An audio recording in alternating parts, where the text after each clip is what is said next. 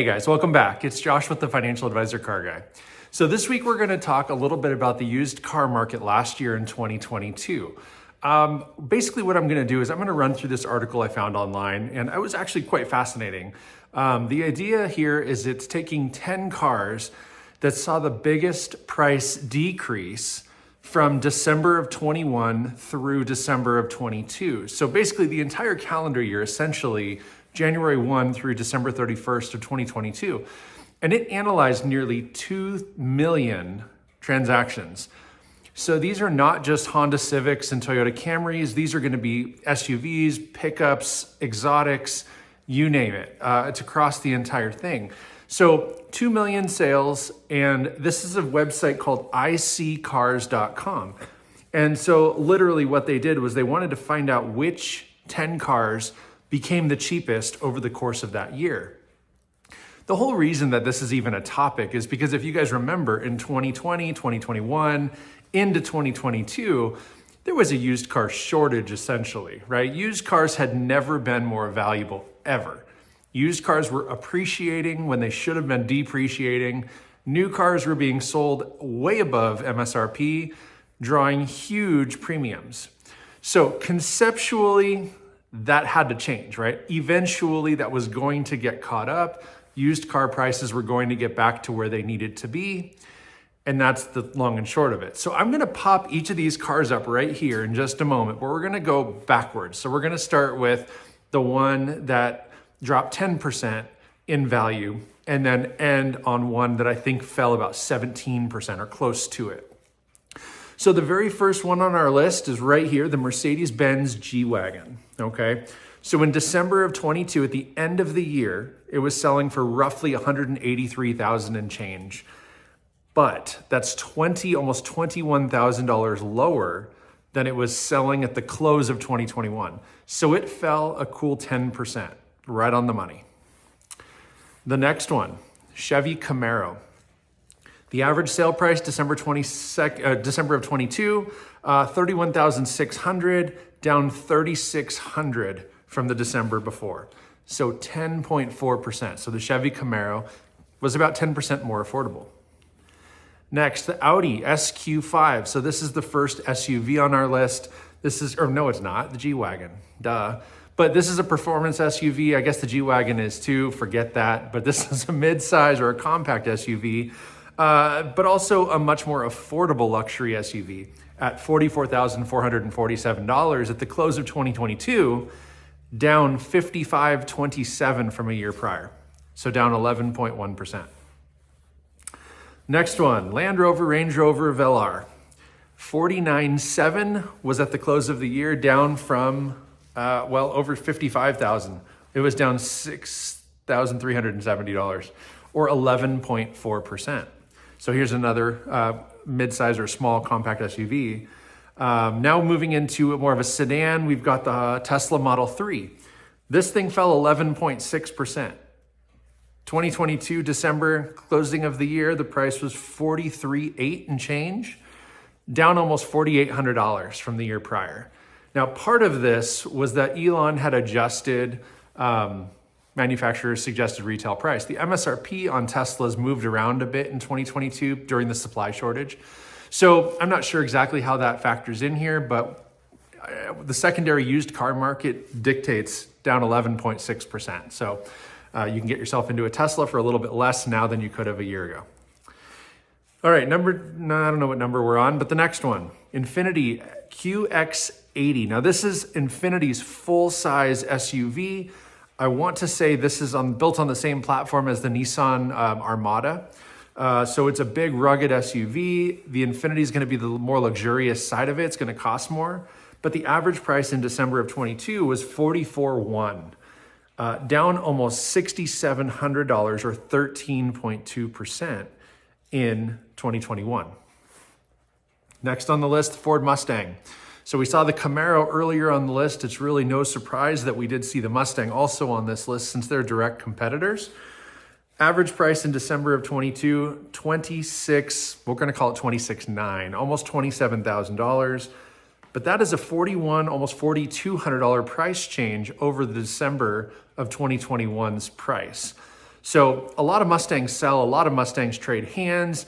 There's, just like the Camaro, a variety of different options and trims and just different levels of car.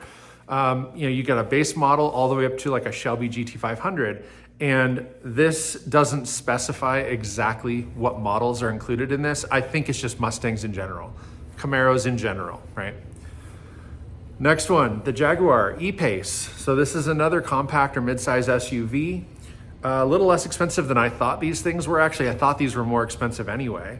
But the average price in December of 22 was $35,200, but down over $6,000. So from a percentage standpoint, almost 15% down, right? 14.6 as you see here on the screen. The next one is a full-size SUV, the Ford Expedition. Average price in December of 22, $48,137, okay? Down almost $9,000, $8,600 and change, down over 15%. So this one saw a dramatic price decrease. And the one that takes the cake, okay? This one here, actually I mentioned this one already, coincidentally. Its nearly twin was already discussed here on this list, but here you have it, the Nissan Armada. Average price in December of 22 is $33,621, down almost $7,000 from December of 21, for a whopping price change of 16.9% savings. So what does that tell us, right? Are the used car market, is it just coming back down? Or, what do you think? I don't know that that is directly correlated to all cars. I think there's gonna be specialty cars. I think that a lot of exotics are still okay. A lot of high-end models with high trim, packages and options and those kind of things. Many of those are not seeing this type of decrease. I mean, 17% is meaningful. Shoot, 10% on a G-Wagon. I mean, we went from 200,000 to 180,000. That's a lot of money. That's a house in some states or in some cities. But at the same time, if you've got the money and the desire to own a G-Wagon, $20,000 is meaningful. I mean, that's fuel for years, right? Like that's maybe the life of that vehicle, you don't put $20,000 in fuel into it. So from that standpoint, that's a huge savings. Some of these other cars, you're saving $4,000, $5,000, $6,000, $7,000, $8,000. Again, that's super meaningful. So, to me, this is really impactful. If you're looking at one of these cars, maybe now's the time because they've seen depreciation has caught up. If you bought one of these cars prior to December of 21, when these prices were elevated, as we saw on this list, how do you guys feel about that, right? I mean, that's normal depreciation, so it's not a big hit, but you probably paid a bit of a premium. So the one thing that this left me asking questions about is what year models are they talking about, right? Are these brand new vehicles being sold in 21 and now they're used in 22?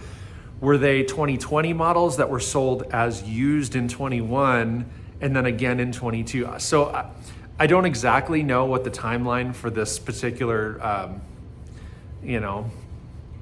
debate is. These could have been used for a year or two.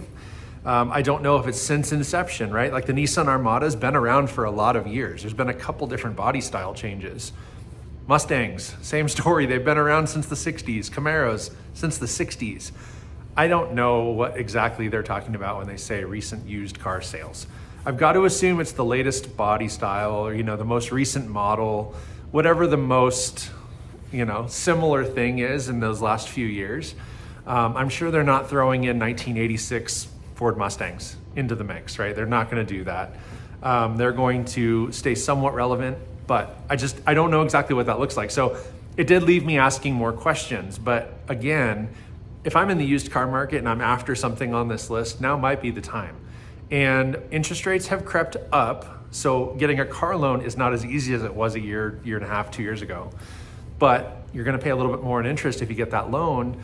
But the value of the car is lower. So you're not financing maybe as much, even though it's at a higher interest rate. Your payments still might be lower today with a higher interest rate on a lower balance than having a bigger balance with a lower interest rate.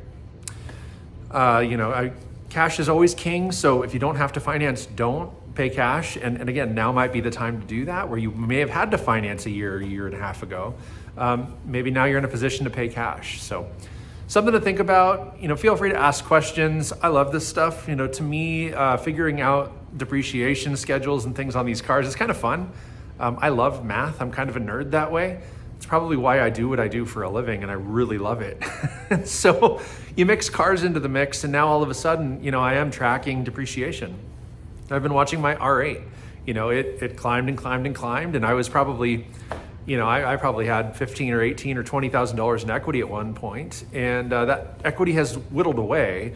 I probably still could sell it for maybe $5,000 or $6,000 or $7,000 more than I paid. More than that, but what I'm into it more than I paid because I've done some carbon fiber work and whatnot on it. And so the value of my car, my basis in the car is higher today than it was, the day I bought it.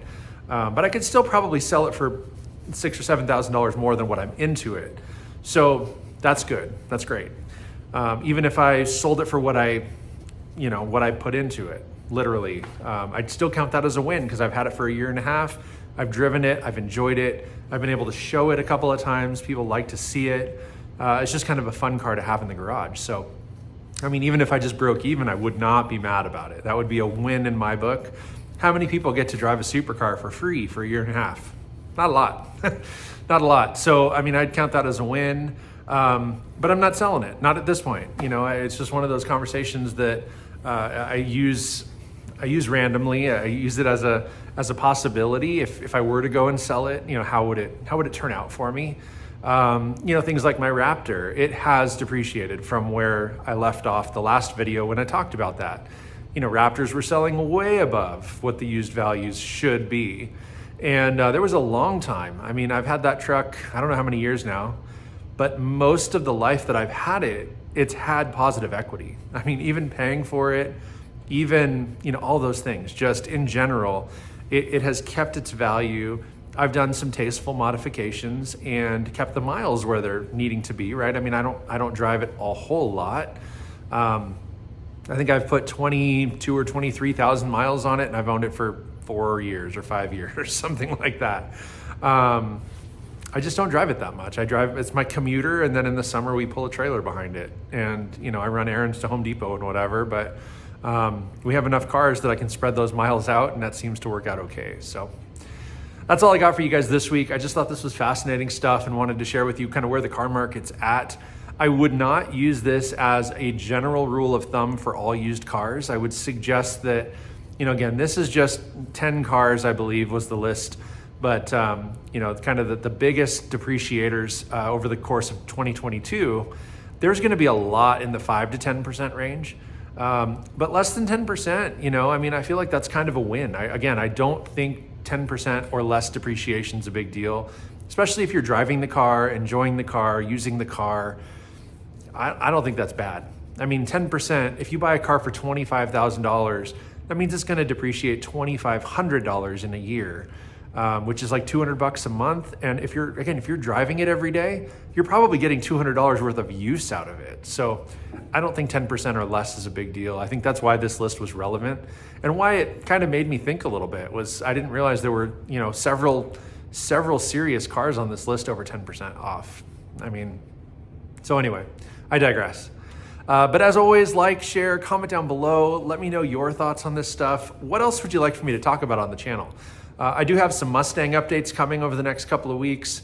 I'm gonna have some more Eclipse updates over the next couple of weeks, and then maybe a couple more article type of maybe market update videos over the next couple of weeks. So stay tuned.